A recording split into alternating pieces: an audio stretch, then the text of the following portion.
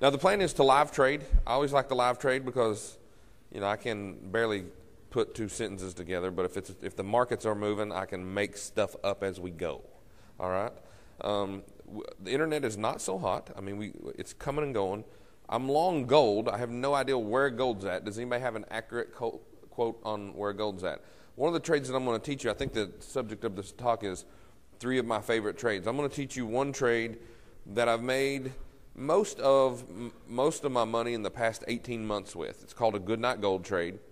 It's where you risk $600 to potentially make $6,000. It's super, super simple. It's easy to do. Anyone can do it. It doesn't require, if you can add 1 plus 1, you can do it. All right, so it's super easy. It requires no special indicators. You just have to know some, simple basic math. All right, so that's the plan. And the network guy is actually working on stuff as we speak. Hopefully they'll get it fixed. If not a big deal. I'll still teach you some really cool stuff. So make sure that you do have your cards and you fill them out, and we'll do the drawing at the end. Like I said, my name is Hubert Centers. I'm the co-founder of TradeTheMarkets.com. My business partner and trading partner is headed this way, I believe. He's got a couple of talks that he'll be doing later this week too, John Carter. So one of the first trades I want to go through with you, I've got a slide deck here of a seminar that we usually charge about $3,000 for people to listen to and come and watch us give that presentation. First, let's talk about your chances of making it in this business. I am pretty much billed as the no BS guy about trading because I usually talk about risk a lot first up front. You may see some other people up here talking about it's all sunshine and roses and everybody can make it. It's a crock of crap. Not everybody in this room is going to be able to make it. So take a look to your left and then take a look to your right. 2 of you will not make it. All right? So now obviously you're looking at the other guy going, oh, you poor bastard, right? It may be you that's the poor bastard, so heads up on that one. What we do for a living is very risky. Do not trade with more money than you cannot afford to lose. In other words, only trade with risk capital. If you can't afford to lose it, don't trade with it. All right. What we do is risky. We trade futures. We trade stocks. We trade anything that moves. In the process of doing that, you get a thing that's called leverage, which is kind of a double-edged sword. When you're making money, it's the best thing since sliced bread. When you're losing money, it is the most painful thing in the world when you're trading with more money than you can afford to lose, and it just sucks. All right. So just remember that trading is risky. This is not an overnight success story where you're going to take $5,000 and turn it into $1 million. And I know I'm going to get tangled up in this bad boy and go straight down here in a minute. So a little bit of my story in college. I was going to college to be a veterinarian. I thought I wanted to be a veterinarian. I found out later that it was not my lifelong dream to be a veterinarian. It was actually my parents' lifelong dream for me to be a veterinarian.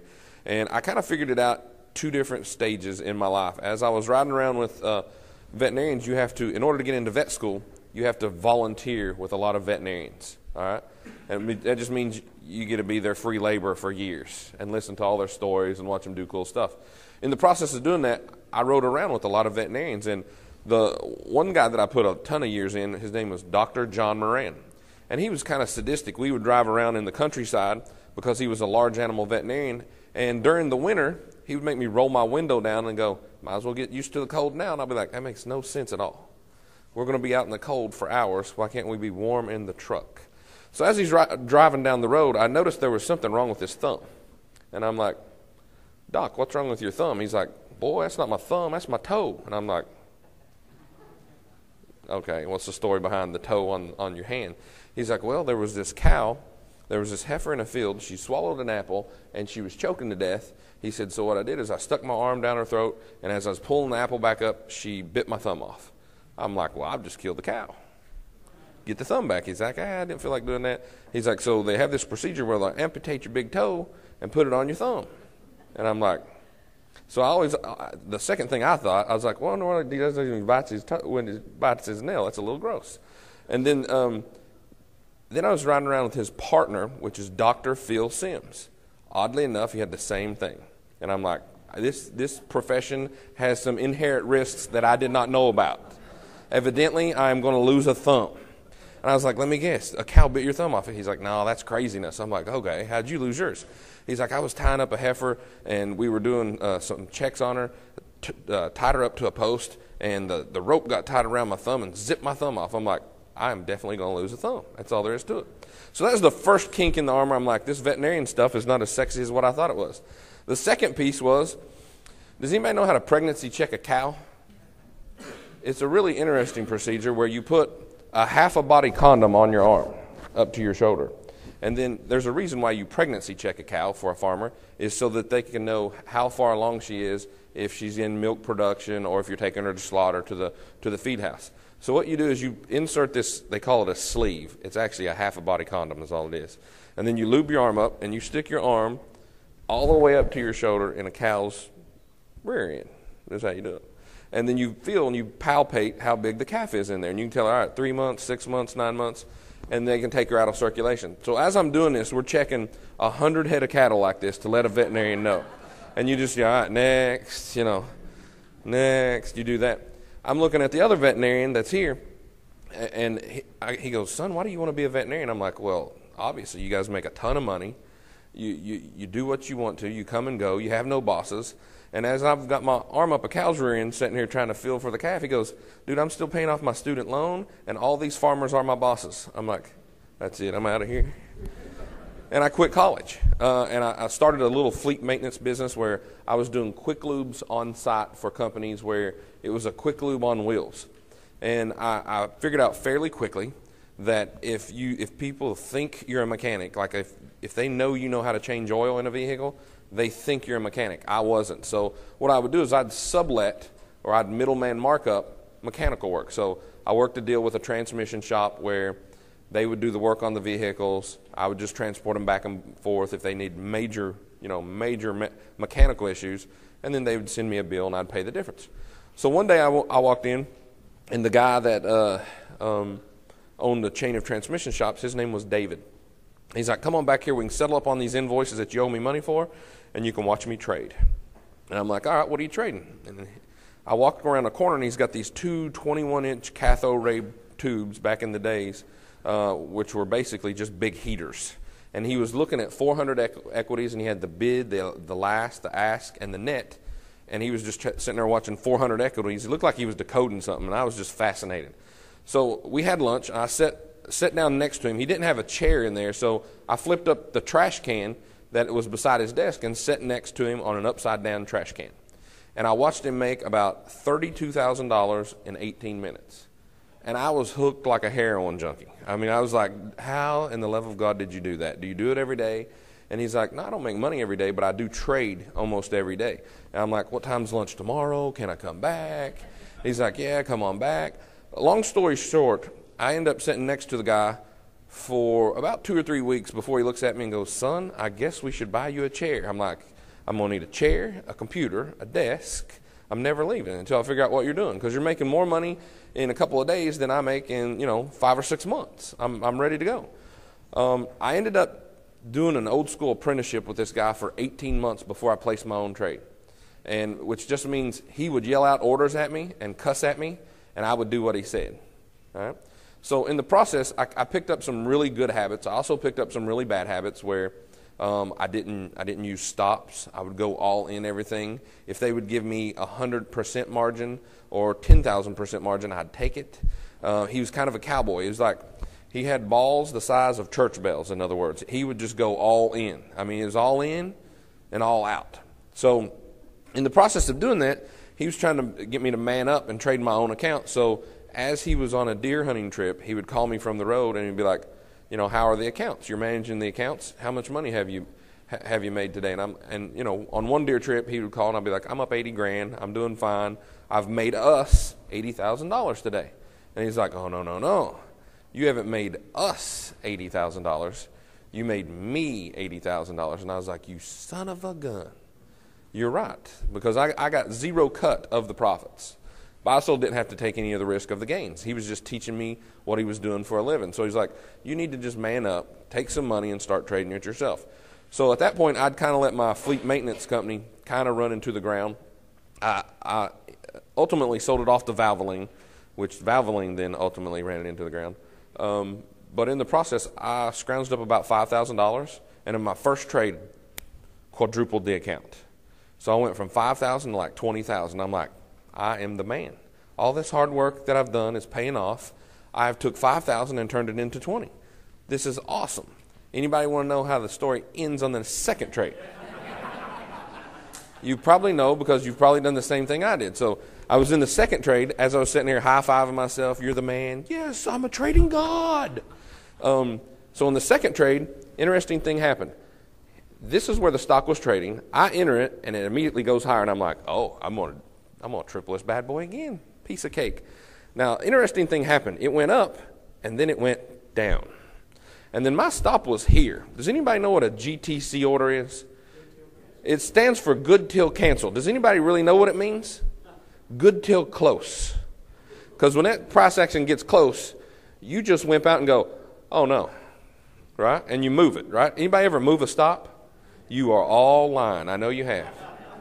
If you have not moved a stop, you have not traded for a living. So because you're trading too small. So as it comes down here, I'm going, oh, I don't want to take that loss. Move that down. And I'm like, okay, it can't go any lower. Wrong. It goes lower. In the process, I took that $20,000 and it went all the way down to where I was only up $2,000 on the original $5,000. So I was still up a couple grand, but a cold sweat came over me.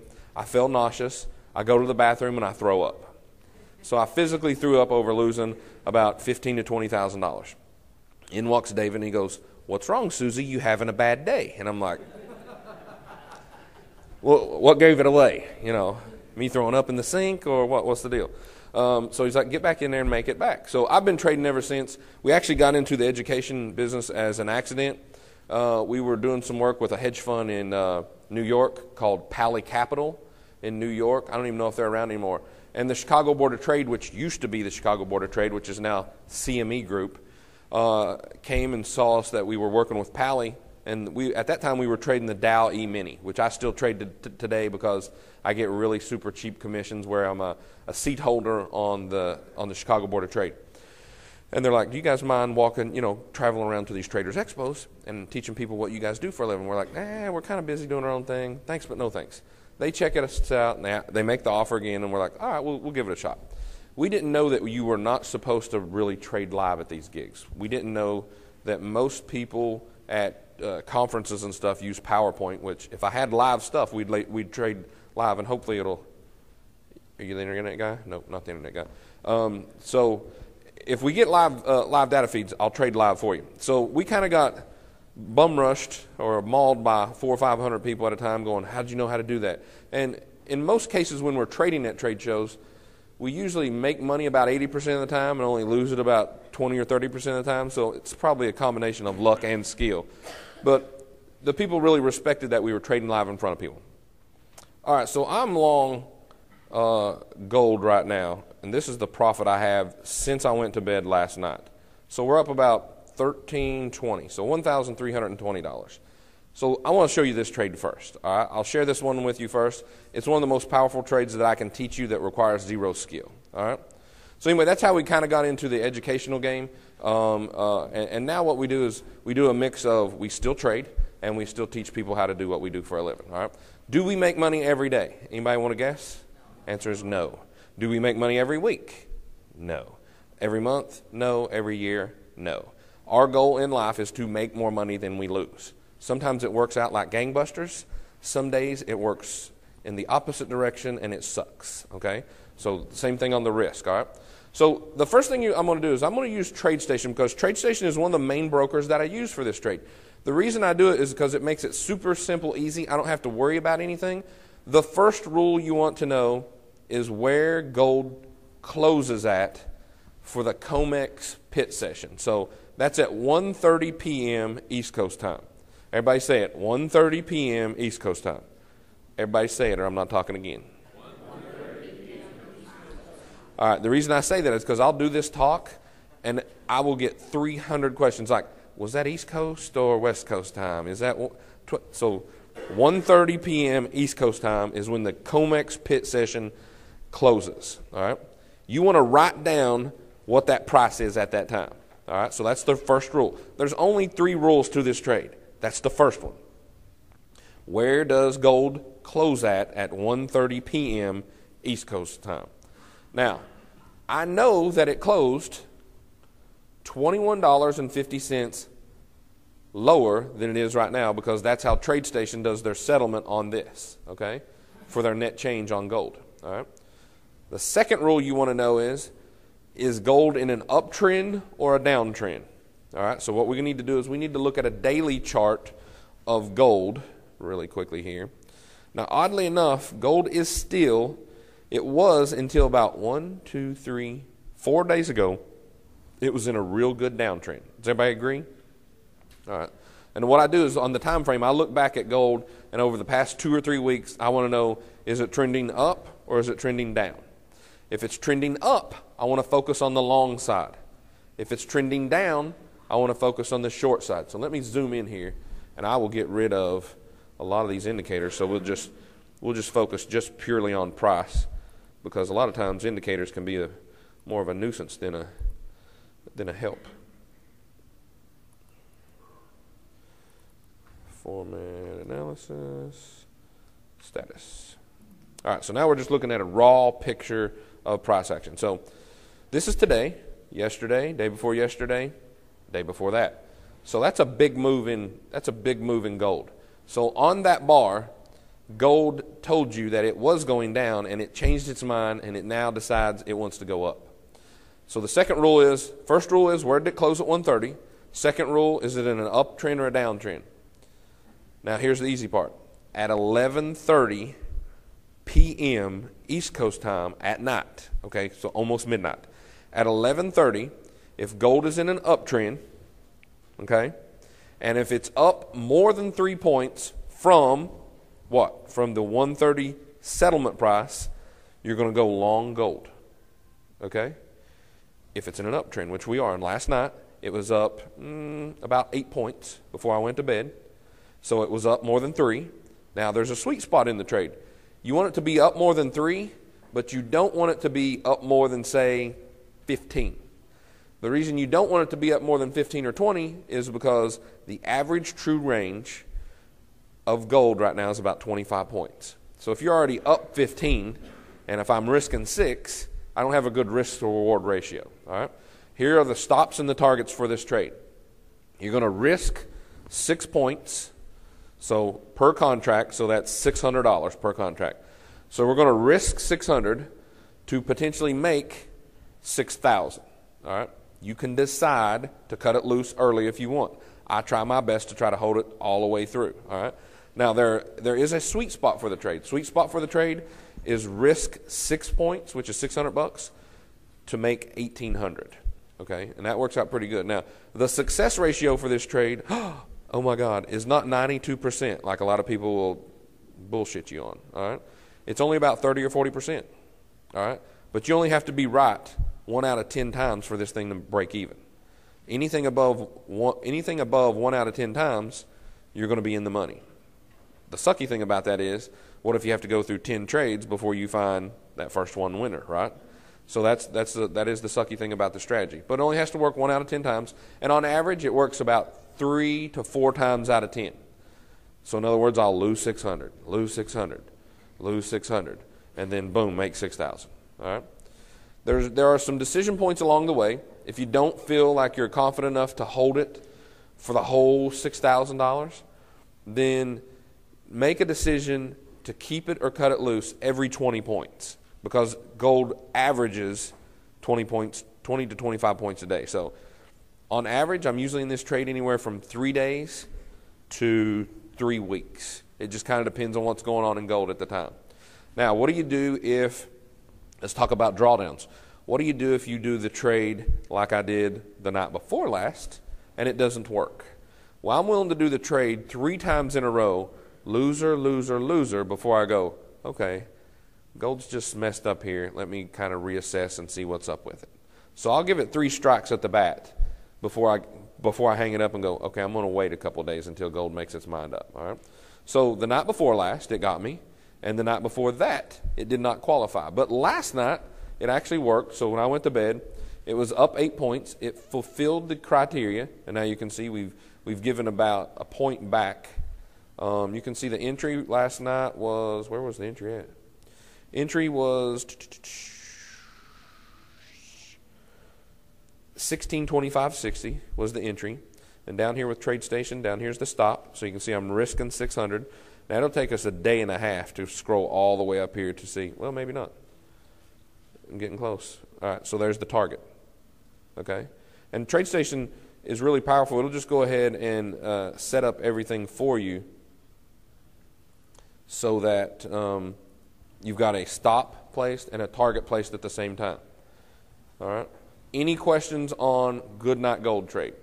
It's how I've made a large sum of the money that I've made over the past 18 months. It's a super simple, easy trade to do. Requires no indicators of any kind other than you just need to know when it closed, at what, and at 11:30 at night, is it up more than 3 from then or down more than 3? And if it's in an up or a downtrend. Any questions? Nothing? Go ahead.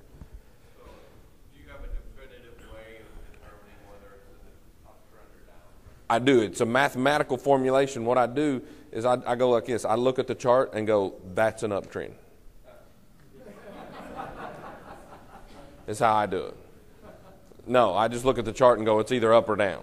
Like as of 4 days ago, it was in a downtrend just from eyeballing it is the way I look at it. And you'll be able to tell. I mean, a good rule of thumb is if gold's up more than 3, it's going to be up on the day. If it's down more than 3, it's going to be down on the day. How many people in here trade E-minis? What do you guys? All right. So how many people trade stocks? Options? Futures? Forex? All right. So more stocks and options traders than anything. So E-minis are a great way to burn money. Does anybody know how to burn money? E-minis are a wonderful way to do it if you're trading the wrong instrument with the wrong strategy. So E-minis are a good instrument to trade if you use the right strategy. They're kind of like sprinters. They run, stop, and reverse. So in your all's adage, for a stock trade like Google, Amazon, Apple, something like that runs, stops, comes back, like real violent, that's kind of how the E-minis are. They'll run, stop, and reverse, run, stop, and reverse. They're not really conducive to grabbing something at a new... Anybody ever tried to buy a new high on a stock? Or sell a new low on a stock? Bunch of liars. So it doesn't work out really, really good unless it breaks out and it has a personality where it's a marathon running stock where it breaks up, it goes higher, higher, higher, pauses, and then keeps on going higher, higher, higher, right? So gold is like that. It's more like the Energizer Bunny or like a marathon runner. It'll just keep on going and going and going. Where the E-minis, and in some instances, some stocks, just like to chop you up. They'll do false breakouts, come back and get you. And then you'll swear up and down it's those damn specialists and market makers coming after you. And really, it's just because you don't know how to trade. It's not because the evil specialists are after you. So let's talk about a little bit about brokerage firms. And do you all know that brokerage firms watch you trade, right? I mean, they watch what you're doing. They have to do it for compliance because if you get upside down on a trade, they don't want you to go and take down the entire firm.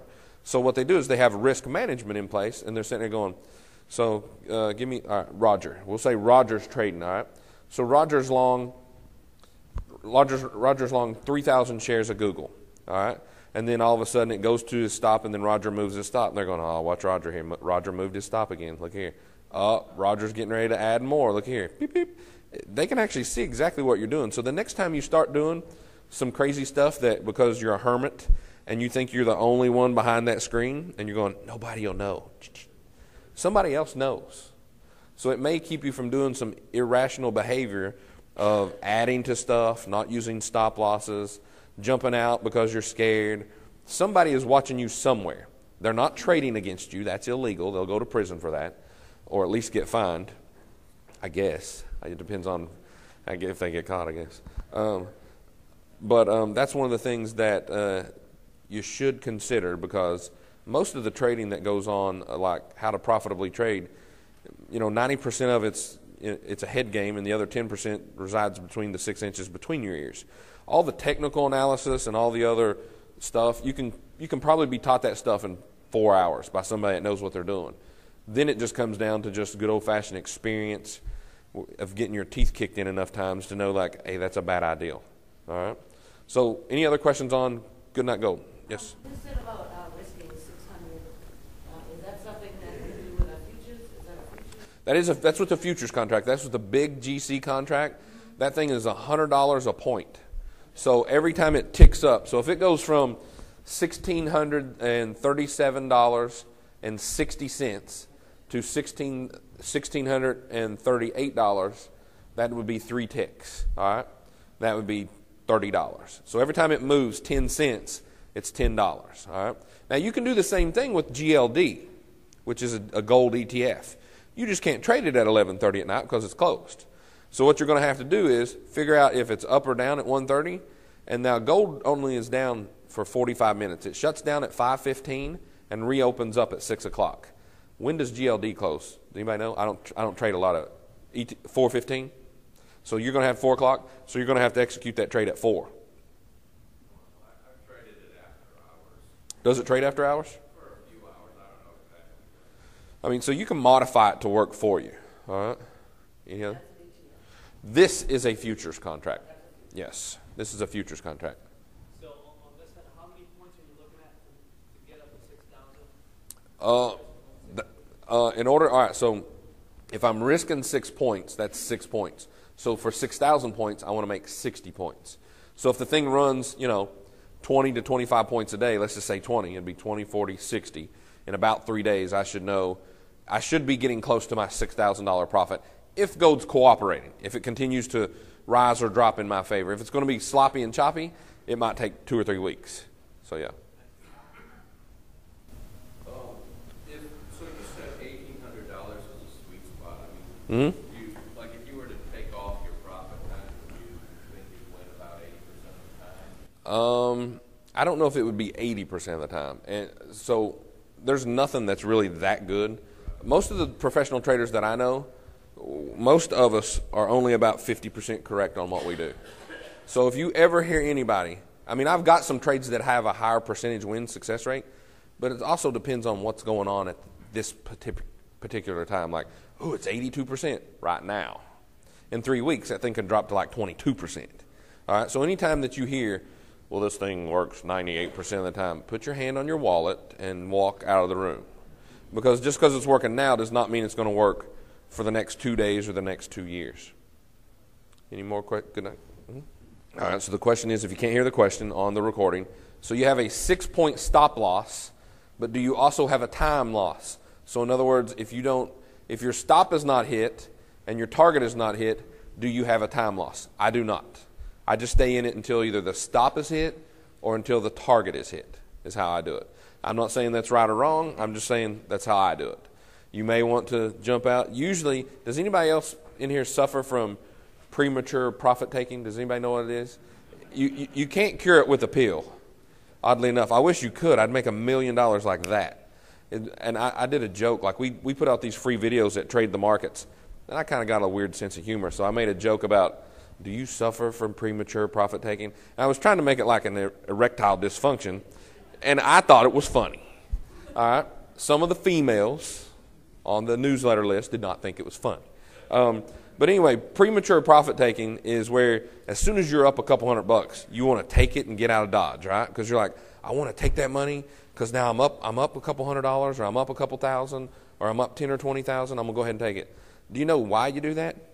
It's just because you've got so much residual left from your losses that you think that's all you're about, and you're like, oh no, I know it's going to turn into a loss, so I'm just going to go ahead and take it.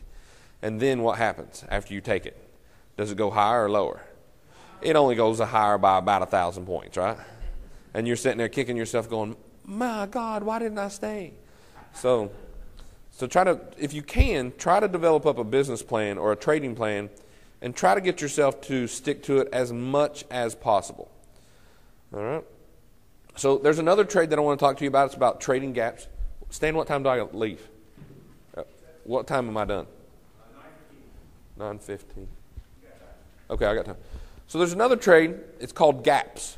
So I'm going to teach you how to trade gaps on futures. And if you trade stocks, if it's a market proxy stock, it should work with your stocks too. This is what a gap is on the Dow, on a gap. So that's where it closed yesterday. here's where it's opening up at today. So in other words, it's up 87 points. Okay? I don't really want to short that one today, but in most cases, I would want to short that because most of those gaps will fill by the time the market closes at 4:15. It's a really high success ratio for that, and so here's why you would want to do a trade like that. So let's go over the theory first. Also, this helps if you're a trader. This helps a little bit. It helps if you have a brain like a squirrel. Now, if you're looking at that image and you're thinking anything else, that's on you, not me. I'm talking about his brain. So this is why you would want to do a fade on a gap. So Mondays, gaps fill about 65% of the time. Tuesdays, they fill 77% of the time. And I swear, I'm not ignoring you guys over there. I only have like a 3-foot leash. Wednesdays is 79% of the time. Thursday is 82%. And Friday is 78%. All right, let's talk about real world. What this means is if you have a gap up of 87 points, it could potentially go up another 400, but it may fill that gap by the time we reach 3:15 today. Does that make sense? It does not mean it's going to fill within the first 15 minutes. All right, so we've got a gap up today of 87 points, and it may run higher before it gives a lot of it back. So that's what stops are for. Now here's the other back testing model. On a 1-point gap on the S&P, that's 10 points on the Dow. All right. So if it gaps up 10 points on the Dow, it has a 93% chance of filling. On a 20-point gap, it has a 90% chance of filling. So where are we at today? We're down here above 7 points, right? A 7-point gap up, or 70 points on the Dow, fills 71% of the time. When you get above 8 points, look at what happens. It drops off, right? 50% of the time. I don't want to take that bet, right? Now, if we gap up and we're on a Thursday, I'll do that trade, all right? If we're up 20 or 40 points and it's on a Thursday, I've got some good percentages in my way, then I'll fade that. In other words, I'll short that gap up.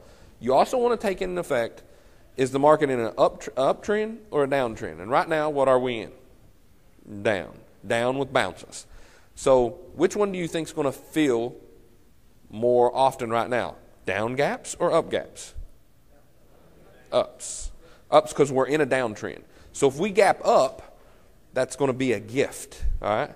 Now, I still don't want to short it when it's up 80 because it's kind of going against me, right? So the sweet spot for that is 20 or 40 points. 40 points would be a good one. We could short that one, use a 20-point stop loss, and then see if it's going to drop lower, all right? There's a way that I'll enter that to keep myself safe. The best trade that you can take is a half a gap fill.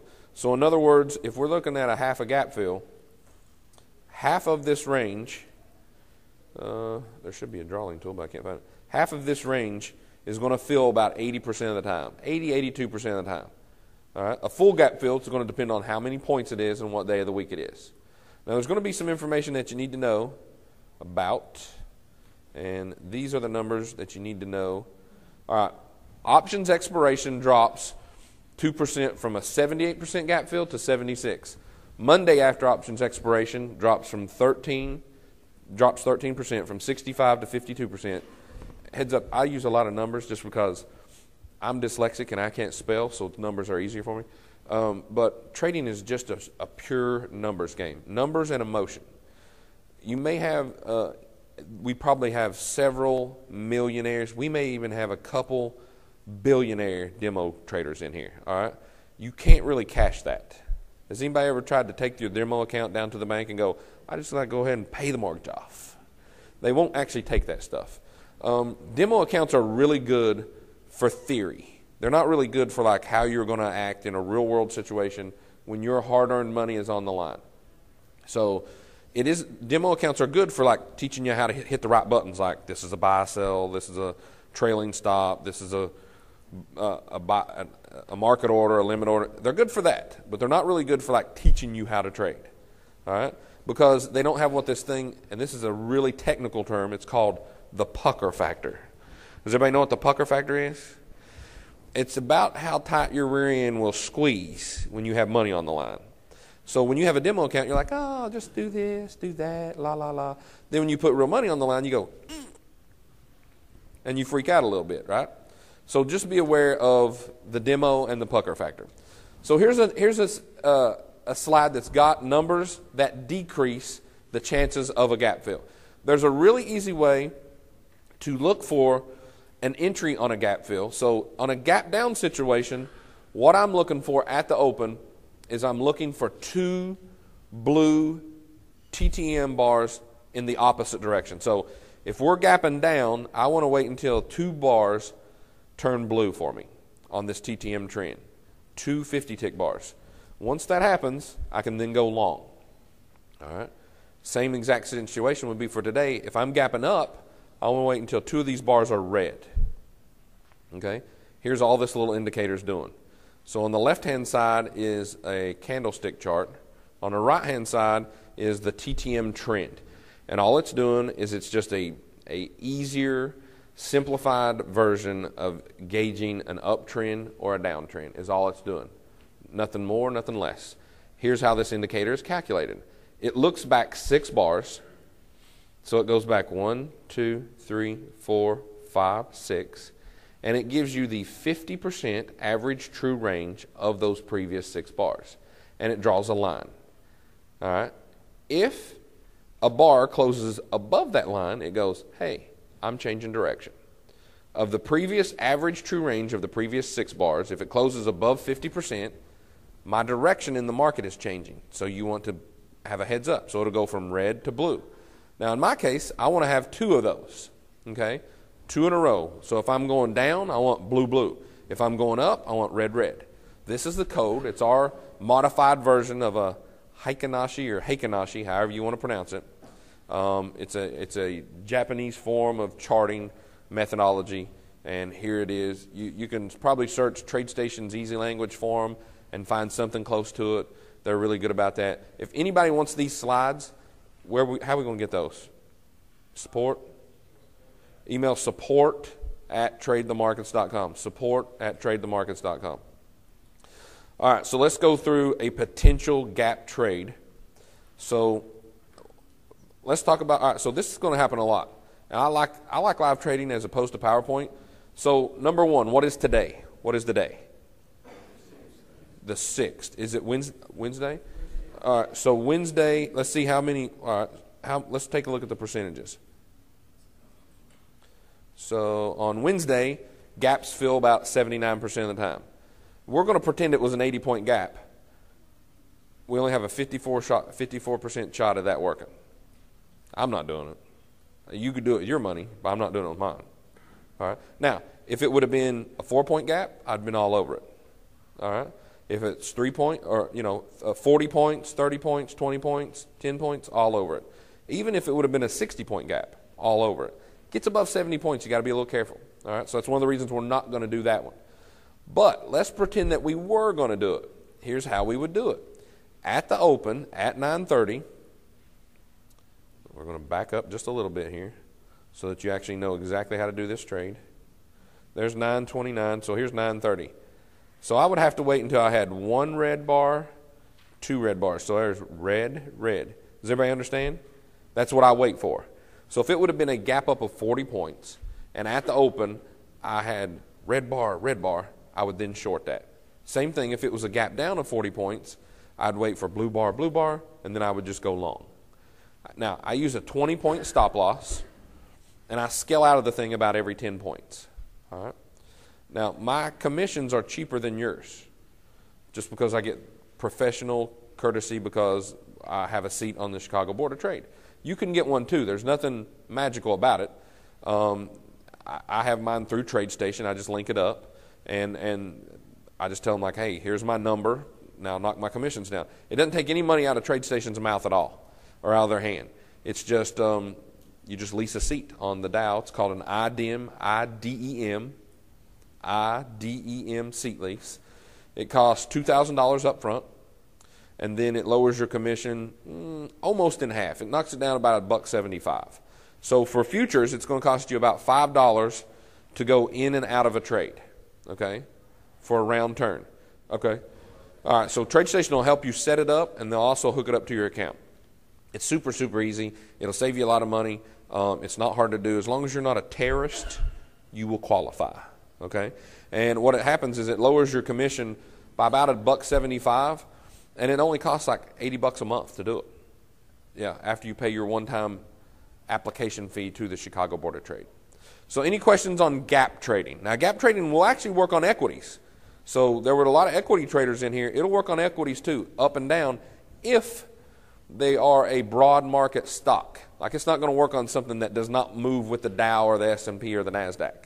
So it's going to work on, everybody understand the theory of all boats ride with the tide type of thing? If it's one of those stocks, it'll work. If it's not, it probably won't work. The only thing I don't like about trading gaps on stocks is lots of times it'll be news related.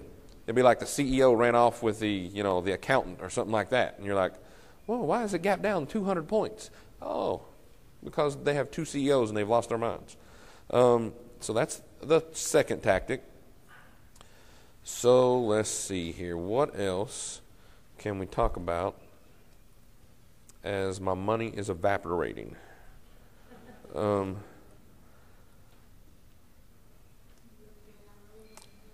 I have. Do I ever get out when that happens? No. I'll let the great question.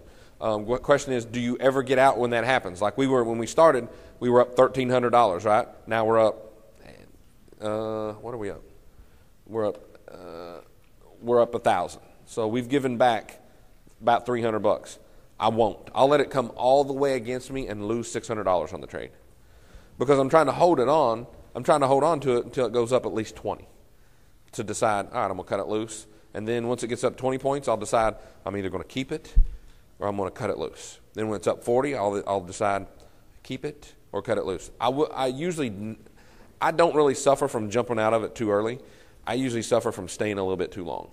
And I almost always miss the first 25% of a move, and I always miss the last 25% of the move. But I'm decent at getting 40 or 50% of the chunk in the middle. Question. So it's a future strategy. Will options traders be able to actually trade it? You can do options on futures. You can do that. Yeah, or you could do it on the diamonds, the QQQs, the spiders. You could do an option on an ETF or something like that. It should work just fine. Yeah, usually on gold, I'll start out with the smallest possible position I can because it's so leveraged up with one contract. Usually in gold, I'm not usually about the longest, as many contracts I'll trade on gold will be anywhere from 8 to 16 contracts.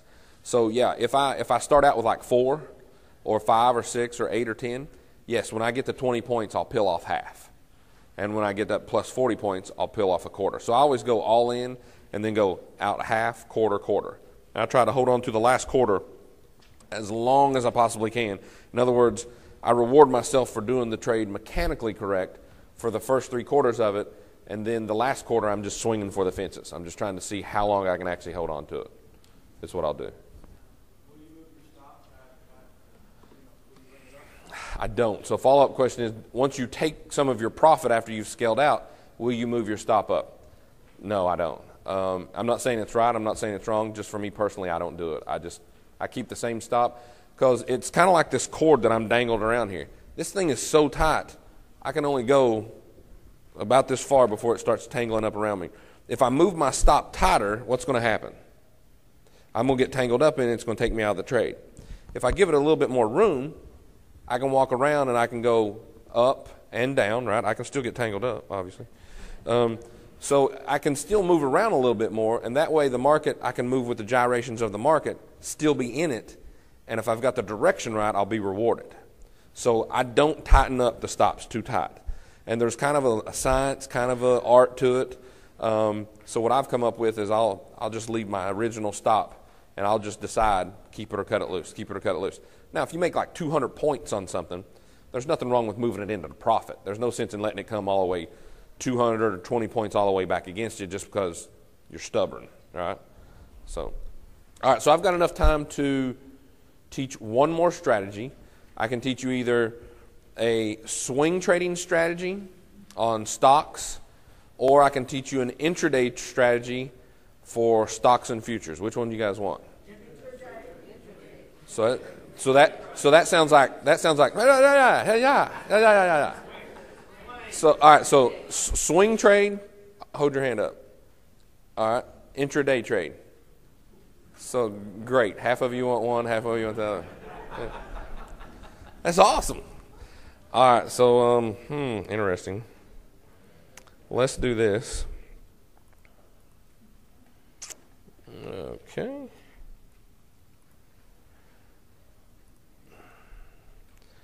One of the best ways to scan for stuff is, all right, let's do the intraday first one. Intraday, and then I'll do swing. Because this intraday strategy will help you time a lot of your swing trades. So the first trade that I'm going to teach you two tactics, and it's going to be write down this symbol. In TradeStation, it's tick. Cash sign, T-I-C-K. Cash sign, T-I-C-K. This is the RPM gauge of the market. It's going to help you for your intraday trades. This thing's driving me nuts. Intraday trades and your swing trades. There's two different trades you're going to do off of it. A extreme tick fade and a tick hook trade. So an extreme tick fade is like this. Any movie buffs in the room? So anytime a tick extreme hits a plus 1,000 reading, that's usually all the market's got. So in other words, it's a marathon runner and it's hit the wall, it's going to just start gassing out. Or it's a machine gun and you're just, and you've got to reload. That's what a plus 1,000 tick reading is. So let's see if we've got any plus 1,000 tick readings today. I don't believe we do. Not yet. So yesterday we had some plus 1,000 tick readings. This is what it looks like. So what you're looking at is you're looking at a chart of the tick with a 1 period moving average on it. Anytime that you get a reading where the tick is plus 1,000, you want to short that on the first reading. Anytime you get a minus 1,000 reading on the RPM gauge, you want to buy that. So now you can translate that into intraday stocks and futures. If it's futures, this will be for the Dow, S&P, NASDAQ, and Russell. If it's equities, then when it hits minus 1,000, that's when you want to buy your stock. If it hits plus 1,000, that's when you want to sell your stock. Okay? So that's all it's got. In other words, it's just the market's giving you look here, we actually almost have one here. Look. So at plus 1,000, so we got plus 963. What should be happening is the Dow should be going higher. See how it's going higher? So at plus 1,000, what we would want to do is we'd want to short that in the anticipation that that's all the market's got. It's emptied all of its chambers. It's given you everything that it's got. It's at plus 1,000. If you were already long, you would sell up there. If you're not already long, you would short up there. Does that make sense? It's a market timing mechanism. Every platform out there has the tick. It's a market internal. It's the NYSE on TradeStation. It's cash sign TICK. So that's one of the trades. All right, so it's a tick extreme. Yes? Do you have to plug in something for like a specific future for that? You do not. All you have to do is just go like this right here. You just type in cash sign TICK and hit enter, and then it'll just refresh itself, and then boom, you've got it set up. Now, it is an NYSE market internal, so you do have to have access to that, but you don't have to have access to futures in order to do that, no. But then so for whatever future would go down after that? Yeah, so then it's going to, this is an RPM gauge for the market. It's going to work good for the Dow, the S&P, the NASDAQ, the Russell, and any other broad market equity. In other words, that moves with those other indexes. So that's the RPM gauge. It works just like the RPM gauge in your car. If you have your RPM gauge in your car pegged at 7,000, what's going to happen? Or 10,000? You burn up the motor, right? You're going to blow up. Same exact thing here. It can't stay at 1,000 for very long. Now, it can go to 1,000, it can go to 1,200, but it's going to come off sooner or later. Or it's going to go much, much, much higher. And the odds are is it's probably going to come off because it's going to burn up the motor. All right? Same exact thing. You can't go negative 10,000 RPMs in reverse. It'll, ratchet the transmission up, mess up the engine too. Same type of thing. So that's the RPM gauge. So that's one trade setup. Let me go through another trade setup that I think you'll like, which is called a Darvas box trade. So there's this book, and it's called How I Made $2 Million in the Stock Market. And it's a good book. You should read it. And here's the theory that it uses. So give me a stock. Let's go AAPL. So there's this one guy that calls me to this day, and he was long. This is a horror story. You don't want to be this guy. I forget his name. Mark's his name. Mark has been short Apple. He's been short Apple since $150. And Mark calls me on a daily basis asking me what I think he should do. So my first advice was to hide all the handguns, knives, and ropes. And he's like, I agree, it's probably a good idea. Mark lives, I think, in Wyoming or Iowa or something. And he calls, and I feel sorry for the guy up to a point. Because at 150, I was telling him, get out. Get out. At 200, I was telling him, get out. Anybody ever watch horror movies where you got a group of kids go into a house and you hear, get out. Get out. And they walk into the next room going, what's that noise? And you're like, that's not going to end well for you. It's saying get out. That's what Mark is. I mean, now the odd thing about it is, at 600, Mark finally decided to get out and that Apple was going higher. No lie, swear to God. I've got it on recordings. And I use it as a teaching example in our trading videos and in our live trading room. I'll put him on speakerphone. I'm like, Mark, do you mind if I put you on speakerphone so somebody else can learn from your example? He's like, yeah, sure, great. And I think he just loves pain. All right? So you don't want to be that guy. So make sure that you use stops. So in this strategy, this is called a Darvas box. This is going to make your life a lot easier. It's an indicator that you can get within TradeStation. We sell it over at Trade the Markets. Anytime you break out of the top of this box, that's considered a long. Do you see where I'm pointing there? That's a long. This is a long. This is a long. This is a short. This is a short. And now this is a long. Here's how you trade this thing. Okay? If you were fortunate enough to be long Apple here, then what you would do is you'd be long here. You'd either use the half the width of that box or the full width of this box as a stop loss. Okay? If you're using half the width of the box, you would use half the width as the first target. If you're using the full width of the box, then the target would be the full width of the box. All right? So let's talk about equities. Throw out an equity that you're interested in, and I will tell you what this magical little indicator says to. First, are there any questions on how you trade this? It's dead simple, right? I like using stuff that's dead simple because I'm not the sharpest axe in the shed. So if I make it simple so that I can understand it, you should be able to handle it too. So in this example, on Apple, we would have shorted it here. We would either use a stop loss of half the width of the box. If we did that, we'd have got stopped out. If we used the full width, we would still be in it short. All right? So let's go through just any stock symbol. Question, can you use this on indexes? Oh, sure. You can use it on anything. This is just a chart pattern that's developed up from the book How I Made $2 Million in the Stock Market. QQQ? Okay. QQQ. All right, so the QQQ has said you wanted to be short here, here, and now you want to be long there. Now it's in a box right now. So you can't do anything in the QQQs until it goes above 63 or below 60. Anybody else got another one? Another example? Stock trader?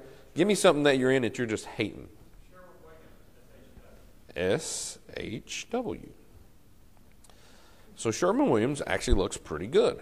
You can see that it's got a box that it just broke out of about 5 or 6 days ago. It's in a consolidation range, but if you would have went long Sherwin-Williams at about 125, your stop would have been about 120 or 114, and your target would obviously be higher based upon half the width of the box or the full width of the box, depending on which either stop you're using there. But it looks good. You can't trade it again until it goes above 130 or below 123. Anybody else got another one? GBG? GBG. GBG. GBG. So GBG had a break. What in the hell is that thing? Great Basin Gold. All right. I just usually never trade stuff below $5, but we will look at it this time. If you would have went long at 55 cents and used a stop at either 51 cents or 47 cents, obviously you'd be happy. And right now there's no consolidation just because it's on a pure breakout play. But looks good long. The size of the box that's breaking out, if it's bigger than the average box for that stock, smaller? It doesn't really matter. What you're looking for is the consolidation. Was the high made? Oh, question is, Question is, does it matter the size of the box? The size of the box does not matter for the percentage success win-loss ratio. It's actually a mathematical relationship based upon was a high placed first or a low place, or was the low placed and then the high. So if it's yellow, it means the high was in place first and then the low. If it's purple, the low was placed first and then the high. So it doesn't, go ahead, shout it out. What's the strategy? Darvas box. Darvas. D-A-R-V-A-S-B-O-X. Darvas box. Huh? Capital D? Oh, C-T? I thought you said capital D. I was going I don't think it's really going to matter. Yeah, you can find it in Trade Station. We sell it at Trade the Markets too. Caterpillar, you can't short it again until 82, and you can't go long until 93. So, yeah. Time frame, question is what time frame? It can be applied to intraday or day. Any time frame. Just pick your time frame and it'll kind of tell you kind of what to do. Okay, so on the box, if it's yellow, the high was made first and then the low was in place. If it's purple, I think, I maybe reversed them in my head. I have to look at the rules. Purple just means either the low's in place first and then the high, and yellow may mean the reverse. Yeah, I'm dyslexic, so I shift stuff all the time in my head. All it means is the high or the low is in place first. The color is really not that important. It's just a visual representation to let you know what's going on. You want to know, is it breaking out of the top of the box or the bottom of the box? That's all I've got. If you've got questions, I'll be up here for the next 5 minutes. Thanks for coming.